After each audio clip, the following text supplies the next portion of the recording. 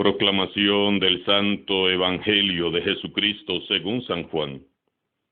En aquel tiempo, Jesús dijo a sus discípulos: Cuando venga el Consolador que yo les enviaré a ustedes de parte del Padre, el Espíritu de verdad que procede del Padre, Él dará testimonio de mí, y ustedes también darán testimonio, pues desde el principio han estado conmigo.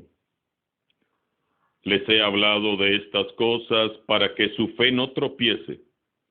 Los expulsarán de las sinagogas, y hasta llegará un tiempo cuando el que les dé muerte creerá dar culto a Dios. Esto lo harán porque no nos han conocido, ni al Padre ni a mí. Les he hablado de estas cosas para que cuando llegue la hora de su cumplimiento, recuerden que ya se lo había predicho yo. Palabra del Señor.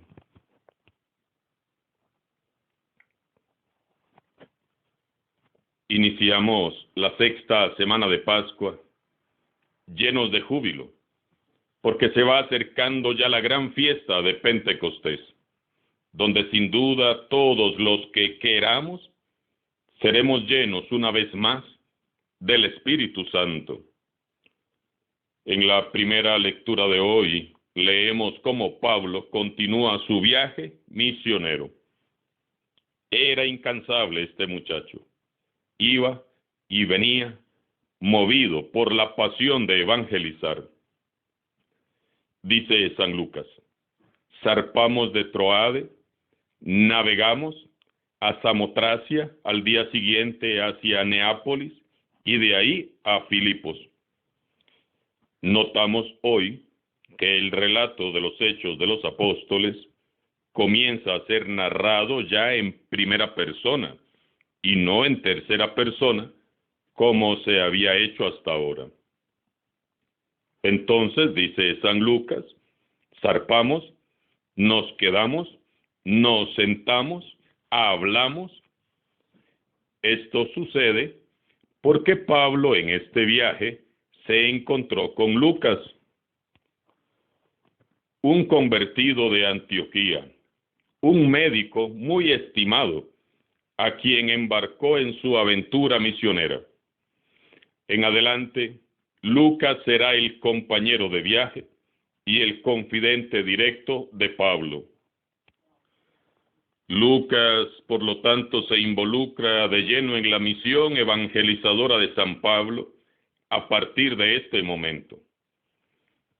En este pasaje se nos revela cómo Pablo, el gran misionero de Cristo, llevado por el Espíritu Santo, incursiona en lo que es hoy Europa. Todos los que hemos recibido la fe desde el continente europeo somos cristianos porque un día Pablo llegó a la playa de Neápolis en el Mediterráneo, en lo que hoy conocemos como Grecia. Imagínense ustedes, la aventura misionera comenzó en Jerusalén, junto al Gólgota y una tumba vacía. Luego se fue extendiendo como fuego por Judea, Samaria, Antioquía, luego por Asia Menor y ahora llega a Europa. Y de Europa para el mundo entero. Y así se ha ido extendiendo por los siglos, llegando a multitud de pueblos y naciones para la gloria de Dios. Pero aún hay mucho que hacer. Oremos con fe para que el Espíritu Santo levante en nuestros pueblos muchos discípulos enamorados de Cristo, que como San Pablo se tomen en serio la misión que Jesús nos ha encomendado. Hay muchas personas a quienes no se les ha comunicado la buena noticia del Evangelio y están ahí, muy cerca de donde estás en este momento. Ser cristianos es abrazar con amor la misión que Jesús nos encomendó. Esto no es un asunto exclusivo del Papa, de los obispos, de los sacerdotes religiosos y religiosas. Este es un compromiso de todos los bautizados. Yo los invito a salir a compartir el Evangelio, la buena noticia de Dios, con los vecinos, con los amigos, con los compañeros de trabajo o de estudio, y también a ir a buscar a los amados del Señor Jesús, a los más necesitados, los marginados y los olvidados, para anunciarles que Jesús está vivo y que Dios les ama. Compartamos todos el mensaje que San Pablo nos compartió. Hagamos que el Evangelio de Jesús llegue a todo lugar. San Lucas dice que Pablo se instala en Filipos, capital de Macedonia. Será pronto esta la primera comunidad cristiana europea a la que Pablo luego dirigirá su epístola a los filipenses, que frecuentemente leemos en la Santa Misa. Dice San Lucas que un sábado ellos salieron de la ciudad y se fueron a las orillas del río. Hallaron un pequeño grupo de mujeres que se reunía fuera a la ciudad, a la salida de la ciudad, bajo los eucaliptos, a orillas de un río, para orar. Pablo sale a encontrarse con ellas y entabla conversación, y aprovechando la ocasión les anuncia el Evangelio. Una de ellas, llamada Lidia, comerciante de púrpura, no se escuchaba. El Señor le tocó el corazón para que aceptara el mensaje de Pablo. Veamos cómo Pablo se adapta a las circunstancias que iba encontrando. Un día predicaba en la sinagoga, otro día en la cárcel, o junto al río, o en la plaza, donde fuera. Si lo echaban de un sitio, se iba a otro lugar para comenzar de nuevo. Si lo aceptaban, se quedaba hasta consolidar la comunidad. Pero siempre anunciaba a Cristo. Pablo no era como algunos cristianos que cuando algo sale mal, se van desilusionados, heridos, enojados y no vuelven a la iglesia. Para nada, Pablo no era así. Él simplemente recogía sus cositas, bueno, si es que le daba tiempo, y se marchaba a otro lugar feliz a seguir evangelizando. Pablo hablaba y predicaba, pero es Dios quien dispone el corazón de quienes le escuchaban. Dice el texto, el Señor le tocó el corazón a Lidia para que aceptara el mensaje de Pablo. Lidia es la primera europea que acepta a Jesús como Salvador. Ella es una decidida empresaria que, tras escuchar la buena noticia del Evangelio, pide el bautismo y hasta ofrece la hospitalidad de su casa a los misioneros. Si están convencidos de que mi fe en el Señor es sincera, vengan a hospedarse a mi casa, dice San Lucas, y así nos obligó a aceptar. Pidamos con fe a Jesús que nos toque el corazón, como lo hizo con Lidia, para que nos abramos a la palabra de Dios y seamos transformados por el Espíritu Santo. Solo así seremos renovados. Por otro lado, en el Evangelio de hoy, Jesús continúa su discurso de despedida. Por un lado, anuncia a sus discípulos el consuelo y fortaleza que traerá a sus vidas el Espíritu Santo. Y por otro lado, les anuncia que por su causa padecerán persecuciones. El Espíritu Santo dará testimonio de mí. Es el Espíritu Santo quien ha hecho que millones de seres humanos, a lo largo de los siglos, aceptemos su palabra, nos acojamos a su salvación y nos integremos a su iglesia. El Espíritu Santo es quien nos dará fuerza y sabiduría, también a nosotros, para dar testimonio de Jesús, como lo hicieron los primeros cristianos, y hacer correr la voz del Evangelio.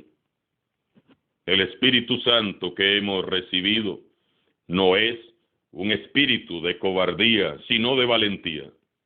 No podemos, por tanto, dejarnos acobardar ante las persecuciones, por las críticas, por las calumnias o incluso las amenazas de muerte.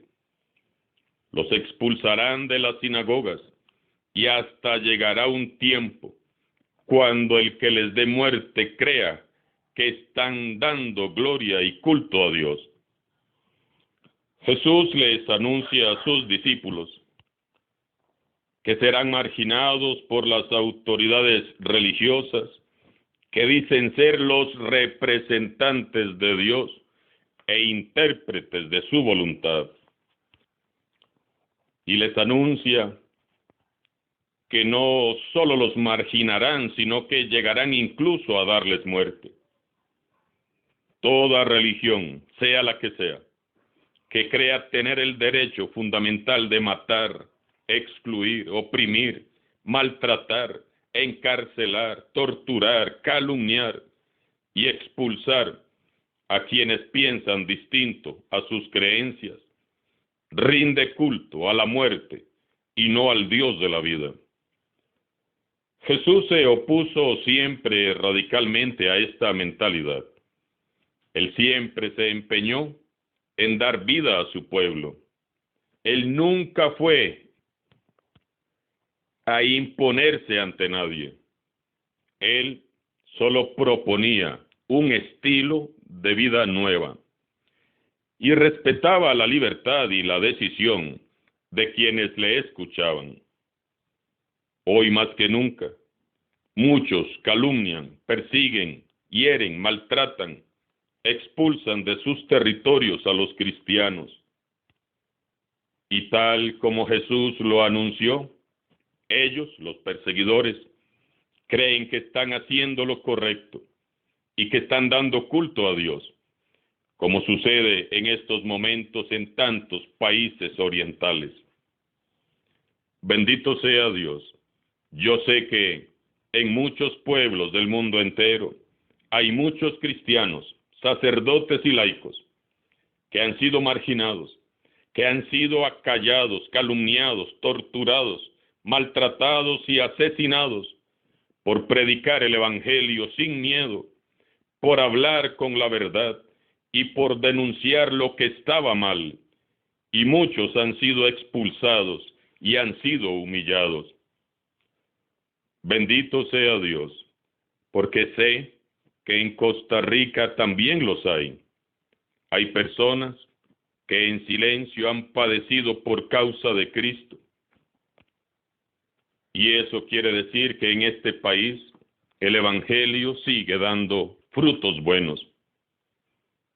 Preocupémonos de verdad cuando nadie nos persiga, porque eso quiere decir que como cristianos no estamos haciendo nada.